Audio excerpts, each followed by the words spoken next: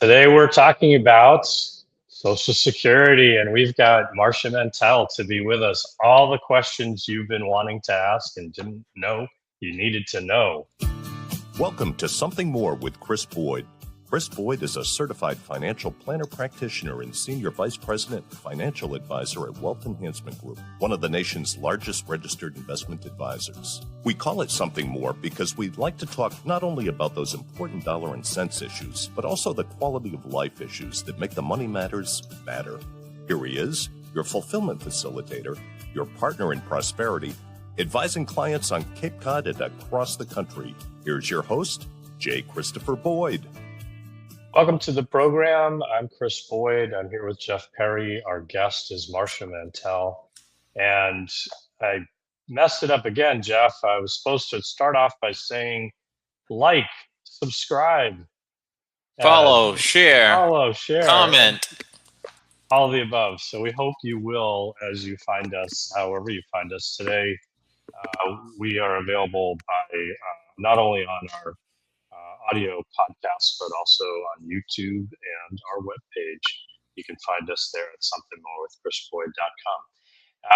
Marsha, it is always a pleasure to have you with us. Thank you for joining us again. Thanks so much for having me back. Well, this time we've got something to talk about that it relates to your new book. All right, everybody going to hold up their copy? We got 3 of them between us here. Yeah, right. All right, there we go. So in case you're interested in checking this out, Social Security, slightly toasted, but not burnt. You can find this wherever you like to get your books. Marsha, what was the place you preferred? Barnes & Noble, online, readily available, also on Amazon. Excellent. We will put a link in the show notes. So if you're listening and you want to learn more, just go to the show notes and click the link and buy the book. Excellent. Buy the book. Buy the book. And I gotta say, I haven't finished it. I've been reading it. It's very conversational in style. It's packed with content, but it's easy to understand, easy to read. I think it's something that anybody would enjoy if you're trying to think about this topic in your financial planning. This would be a good way to do it. So. Very well organized, Marsha. Like, can really find things quickly if you want to, and I love the scenarios. I mean, when you take a real life couple or real life person, and this happens, that happens, we'll talk about it all, but it just brings it home and makes it really easy to understand. Thank you. That was the goal. That's the big goal. There's so much misunderstanding. Or said another way, so much posturing and definite no, I know Social Security does this or that or the other. And yeah, that's true. Maybe you could just read a little bit before you posture such big comment. To get us started, Marsha, you've been on the show many times, but for people who may not have tuned into those, we should probably just do a reset. Marsha has been talking about these issues for years, talking about Social Security. We consider her sort of our resident go-to when it comes to Social Security and Medicare related topics. But maybe share your background and a little bit about what you do. Sure. Thanks. Yeah, I think that's great to do a reset. I fell into the retirement business back before it was the big behemoth that we all know it today.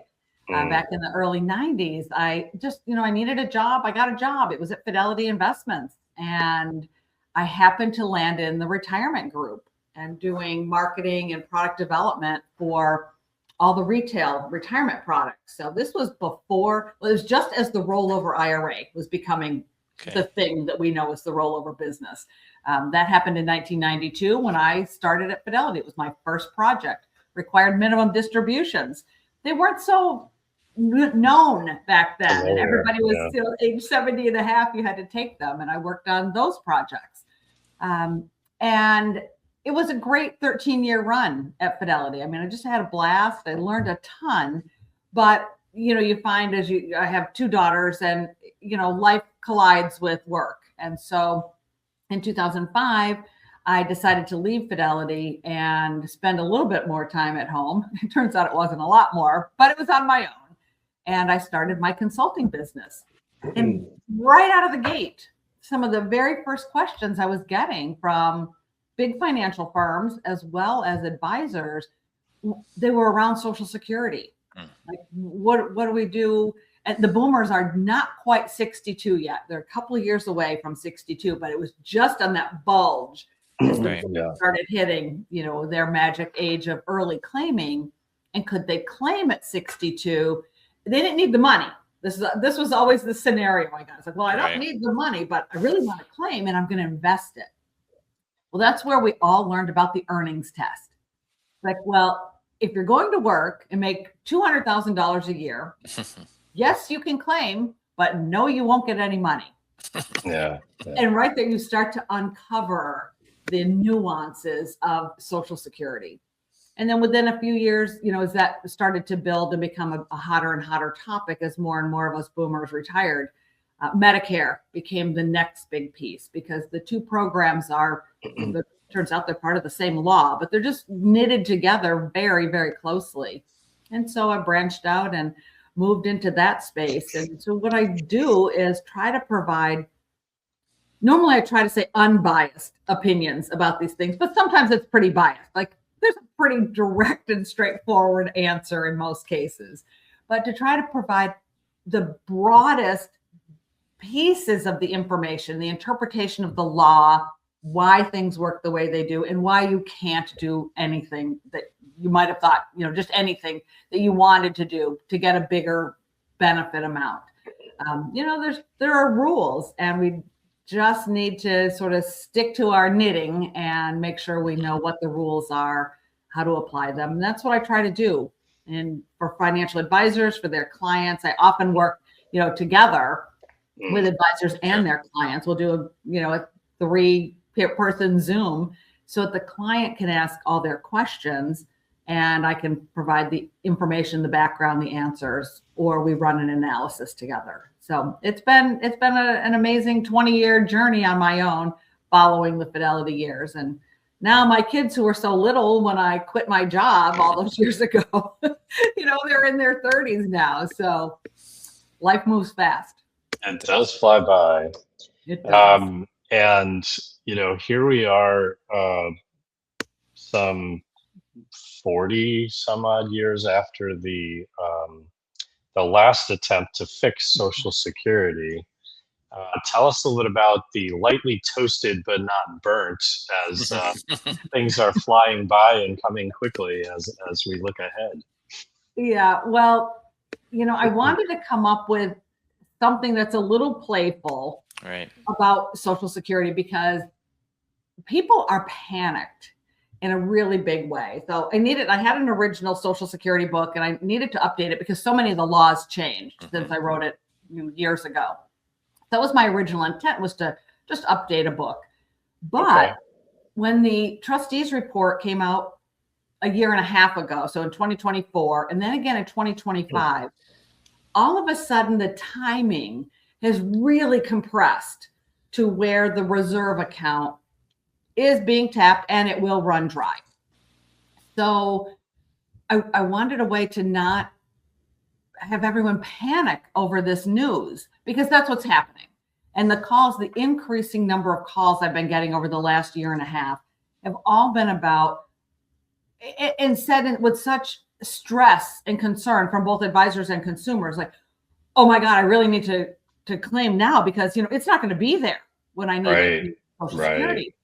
And so that is a common question. Yeah. That anxiety. Yeah, for sure. It really is. And while it was there before, on rare occasions, mostly people wanted to know the facts and the stats and could they claim in this way and their spouse claim in a different way. And, some of the more technical things.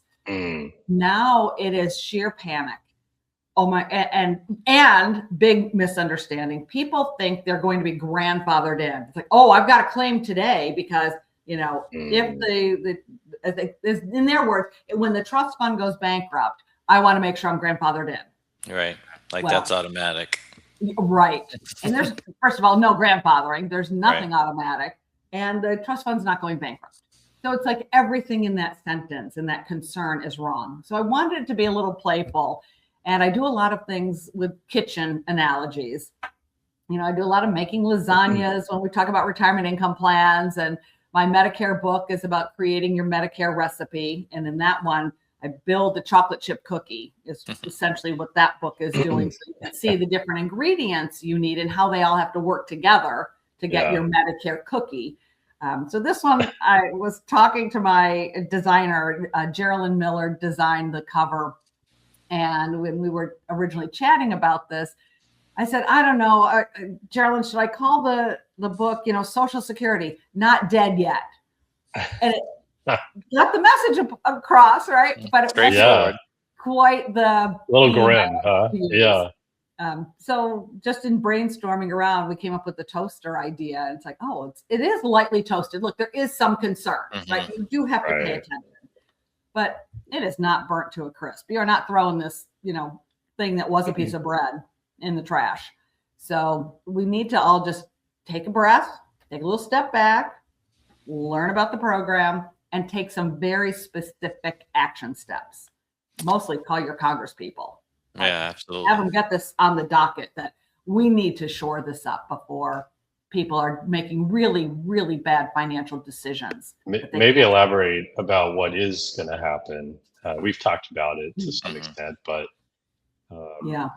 it's worthy of some clarification of, okay, well, I understand there's a problem, but what's going to happen? Sure. Well, the first thing we all need to know is and understand is how does the money get into the trust fund? And there are only three ways. It's payroll taxes. All of our FICA taxes that we pay every pay period goes directly into the trust fund. There's interest on the reserve account, and there's taxation of benefits for the higher income seniors. That's it. That's how and I think of it as a circle, a pie chart. You know, that's how the money goes in by law. There's no borrowing capabilities. There's no way Congress can just, you know, tomorrow say, oh, let's just dump in a few $1 trillion and, you know, steady the ship here. No, none of that can happen. So the money that comes in is really, and it's something like 89% is payroll taxes. So the workers pay into the system. The reserve account is the savings account. I call that the checking account. And then there's the savings account on the side, because for many years, there was a surplus. The money, the FICA taxes that went in fully paid the obligations to the retirees. And then there was leftover every month. We should all be so lucky to have leftover money at the end of the month. But it went into this reserve account, the rainy day fund, the savings account. Pick your name. Now, though, and starting back in 2021, the FICA taxes are not enough to meet the obligations of our seniors who have earned this benefit. So in order to pay their full benefit, the Social Security Administration is tapping the rainy day fund. Now, Marsha, is this primarily because of a demographic change, because the baby boomers are... And it was anticipated. It was absolutely known. You know, the baby boomers are not a new story. You know, we've been around for, a whole lot of years now. Yep. The youngest boomer is 62. You know, so we've known the demographics, and we've known that the Gen Xers behind us are a smaller cohort. So we have a big retiree segment. We have a lot of even older, the silent generation, a lot of silent generation folks still alive, which is fabulous for longevity. I hope they're enjoying retirement, you know, but not quite as many workers. So the balance is off, and that's why we have to recalibrate the system. Now, who is we? Well, that would be Congress, because this is a law, and a huge law. It's like what I tell you at one point, I think it's like 3,900 pages before the weapon GPO changes came out. So we're talking about, you know, like a 4,500 pages and takes up 4 books. That's the Social Security Act. So anyway, the funding is prescribed by law. The distribution, so the payouts to the earned benefits of the retirees, prescribed in the law. And now there's an out of balance because we're using up the reserve account. So what happens when the reserve account goes to zero? Likely right now in 2032. which is only a few years from now, which is why the panic has set in. Right. Yeah.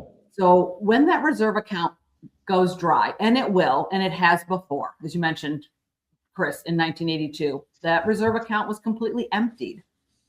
Well, when that happens, the only money that can be used to pay retirees is what's flowing in. At that point, we'll only have two sources of income. It will be FICA taxes, and it will be taxation of benefits for the higher earners. Because the reserve account is going to be gone, so there's no interest being paid on the reserve account. So we lose one small but mighty funding source. And it's predicted that everyone who's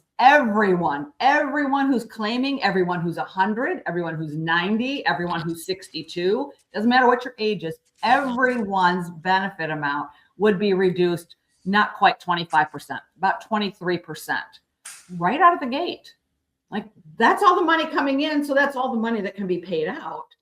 And the folks who are already in don't get to keep the amount they've been receiving, because then what are you going to do? Then the people who are now eligible and claiming, there wouldn't be any money left for them. So it's an across the board cut for everyone, the way the law is written today. Mm-hmm. That's the problem. Kind of disturbing, right? To think about. That's like, that'd be a big challenge for people who are receiving Social Security benefits. A big part of most retirees' income, part of their what they can spend, and if there's a 25% reduction, that's going to be felt. Now, what are the other factors that can affect that 25? 23, 25? You kind of said, is unclear. What will impact that? Well, because the law is so specific, we know that the math is going to be the math, right? This works straight line. So what I'm mostly concerned about right now is the funding. If we end up in a what are we calling it? The low fire environment. Yep. Right. So we don't have a lot of mobility in the workforce right now, but it's the workers who pay the payroll taxes. And again, that's like 90% of the funding for Social Security. So as we have employment situations and we don't have enough employees making enough money, to fund the payroll side of things, that's a big concern. Another big concern for me is that the high income people, and I know this is not a popular comment, and I mean really high income people, not $100,000 people. We're talking the $500,000, the $1 million earners, and there are a fair number of them. They don't pay their fair share into Social Security. They stop paying in at the taxable wage base. And what is that this year? Is it 187,000 and change? Something like that. Yep. So if you're a $500,000 worker, yay. I mean, that's awesome that you have that kind of career, but you stop paying into Social Security at $187,000. So you're paying on what? A third of your income versus someone who's making $100,000 has to pay FICA on 100% of their earnings. So that's one of the possible solutions, right? That's one of the possible solutions to mitigate the shortfall, is to raise or eliminate that cap. Correct. With a caveat, because the other side of the law is there's a formula to calculate your benefit, and it's based on how much you've contributed. Right. So right now, how much you've contributed is capped at that taxable wage base. Your earnings stop in the formula. So we have to rethink what's called the PIA, or the primary insurance amount. We have to rethink that formula as well. So like every time there's a suggestion for some fix, we have to go to the other side. There's the incoming side and the outbound side. So we really do have to work on both sides of what's going on with Social Security. Sure. If I was at that cap and you said you have to contribute above the cap or unlimited, my first question is going to be, so my Social Security benefit goes up, right?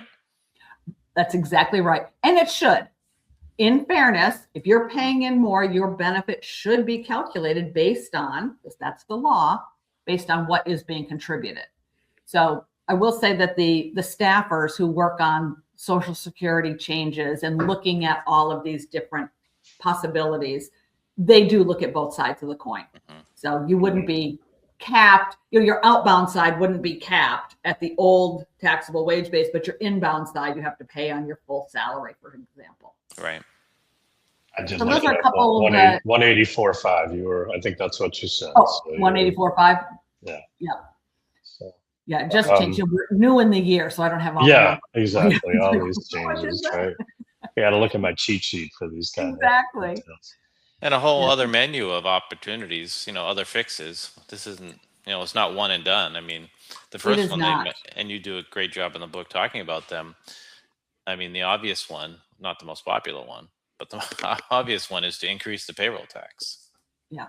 And there's a fair amount of support for that amongst American workers, including the young people. It's like, we're not talking about going from 6.7% FICA to 29% FICA.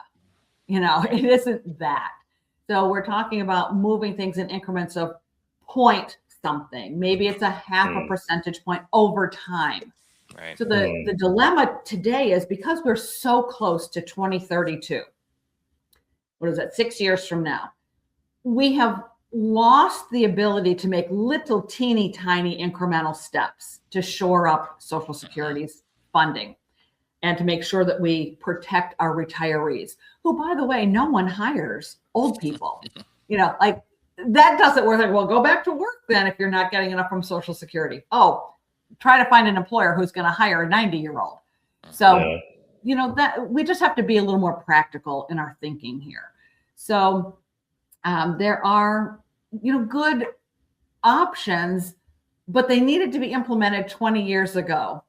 And we knew this. We actually knew back in 1983 that this was going to be a problem in the early part of the 21st century. But Congress has just continued to kick the can down the road for the last, I give them the 20 years. Like, fine, we'll go back to 20, so the boomers moved into retirement. For 20 years. You remember George W. Bush talking about this at one point, right? Absolutely. But, so how do we deal with the political reality that, we saw in that experiment, where it's a political hot potato and everybody tries to make some benefit from saying the other guy's trying to steal your money. Right. Yeah. Absolutely. So challenging politically. So, and also, I think the solutions, there's, you talked about there a few, there's a variety of viable ways to approach it. More money in, less money out, some form or fashion. But none of those are particularly appealing, at least to somebody, right? Depending on, who it is, right? Right. You can argue every side, right? I mean, it's going to work for some and really make some other people mad. Okay.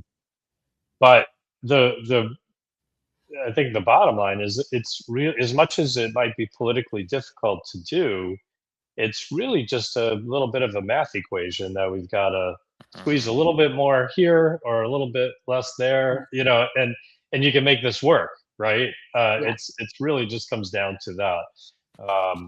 Some more money in, whether it's through taxing here, taxing there, right? Some form of additional income, or a little less money out, whether it's, some kind of means testing, some kind of age change, any of the above, all of the above, whatever it might be, right? But okay, so that's, go ahead, please. No, so that's exactly right. And I think we have to sort of take off our political hats and look at the numbers, because there are some pretty clear directions here. And we have to keep in mind, who are we really talking about? We are really talking about the oldest Americans who have no other options. And, for the oldest folks today, we need to offer protection. That's what first world countries do. We are not a third world country here. Yeah. But the next piece is we need to look at what's coming and how do we educate, help our younger people, because what we never hear is, and this is my challenge with my millennial kids in their cohorts, like they have sort of tossed Social Security aside, saying, well, it's not going to be here for us. It's like, okay, if you believe that, how much are you saving in your 401k? Right. They're not maximizing it. No. Even maximizing your 401k won't get you to retirement and for 30 years living in retirement. So if you are throwing this baby out here, you better be saving closer to 50% of your income and investing really, really well so that you have the money you need when you too are old. Because you know what? Even though the 30-year-olds don't really think they're going to get old, all of a sudden you blink and you're in your 60s. That's so true, huh? Yeah. If we're lucky, we've talked about this together here for a bit, but in your book, there's a lot more that you talk about. And again, just to plug the book, Social Security, lightly toasted, not burned. Okay, there we go. But buy the book. Marsha, maybe you want to outline some of the topic areas you go through in explaining Social Security to the reader. Sure. The approach I took with this book, first of all, it's not beach reading, right? We're not going to see this out on the Cape this summer in Florida, people with my book. I acknowledge that. There's no steamy scenes in here. It's just... Maybe that's what you should have had on the cover, It's one of those, maybe something like that. Probably should have. That would have really, amped up the sales. There are stories in there, though. Yeah, you're talking. Don't sell yourself short.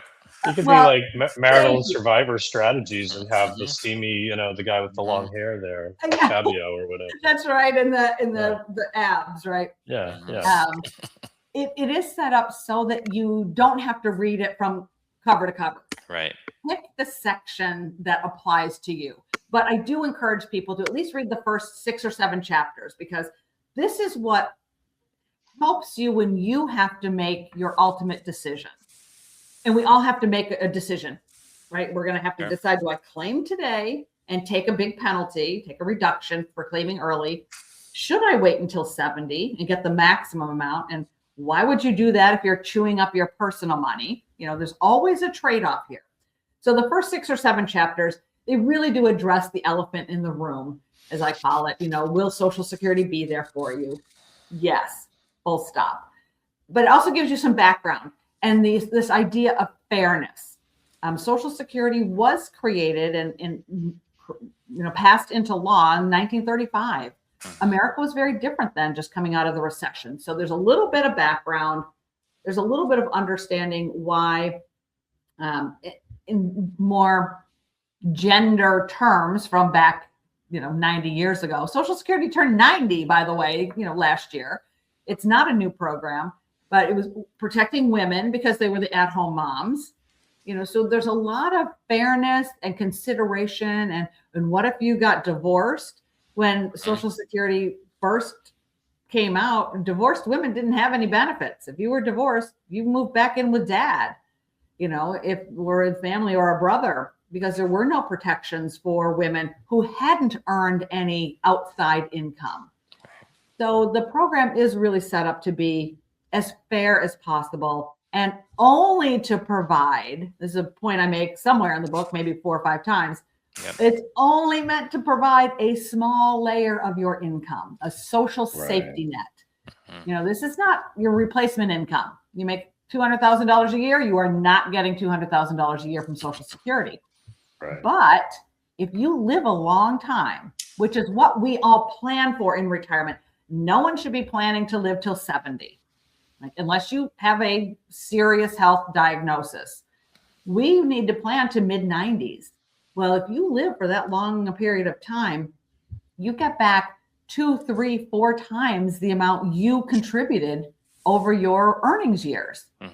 You certainly get back twice what you and your employer put in. So this is an amazingly good deal.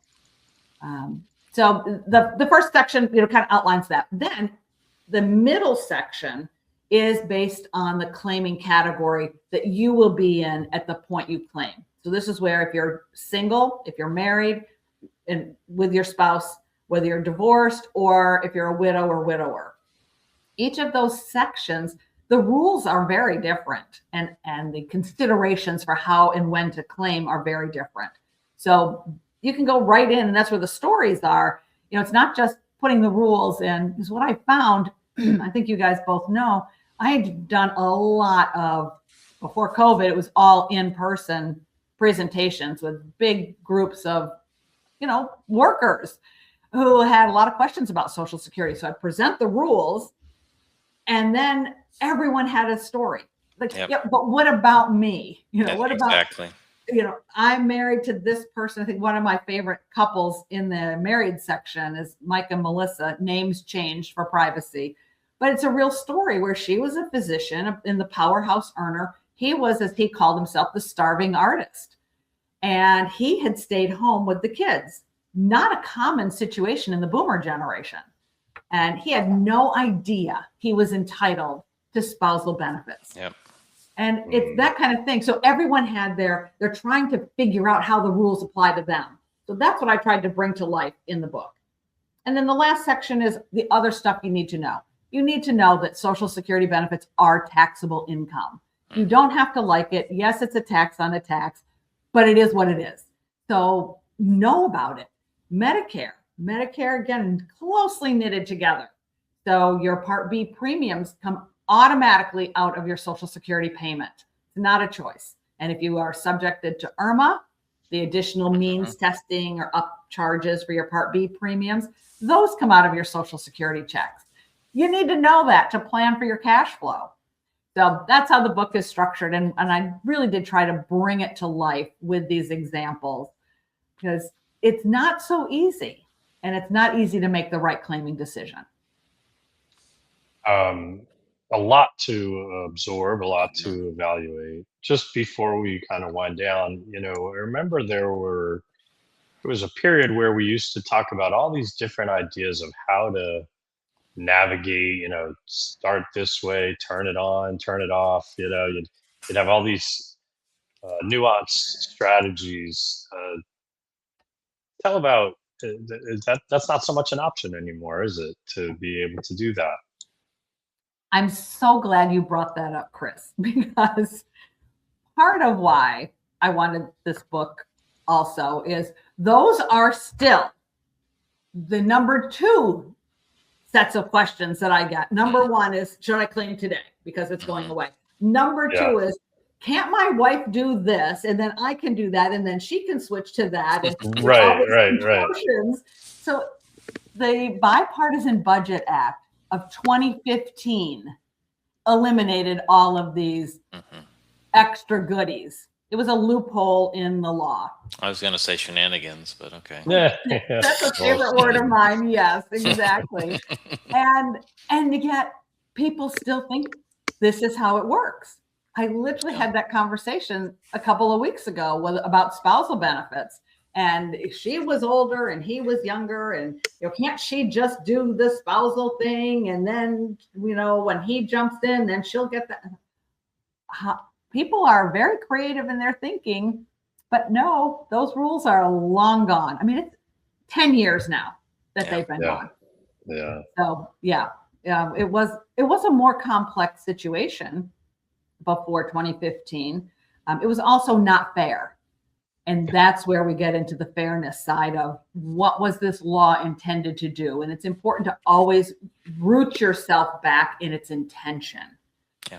And then see, should it change? And the answers consistently come up with, no, it should still be fair.